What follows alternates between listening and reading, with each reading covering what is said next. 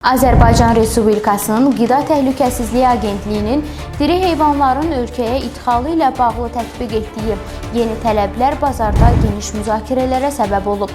Yeni qaydalara əsasən heyvanlar yalnız xüsusi təchiz olunmuş nəqliyyat vasitələri ilə daşınmalı olacaq ki, bu da idxalçılar üçün əlavə logistika və maliyyə xərcləri yarada bilər.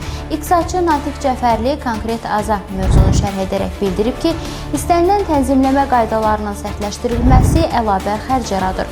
Onun sözlərinə görə yeni tələblərin icrası üçün xüsusi nəqliyyat vasitələrinin alınması, müvafiq infrastrukturun qurulması və əlavə logistika xərclərinin qarşılanması zərurəti yaranacaq. Stat: İstənilən tənzimləmə qaydalarının sərtləşdirilməsi əlavə xərc tələb edir.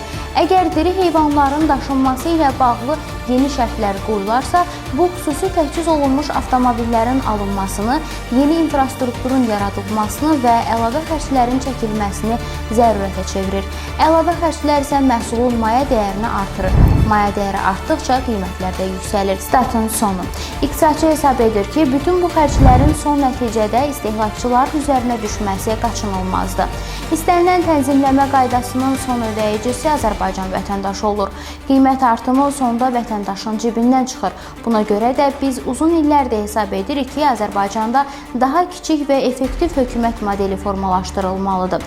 Tənzimləyici mexanizmlərin bir hissəsi əhəmiyyətli dərəcədə yumşaldılmalı, bəziləri tamamilə ləğv edilməlidir deyə Natiq Cəfərli vurğulayıb.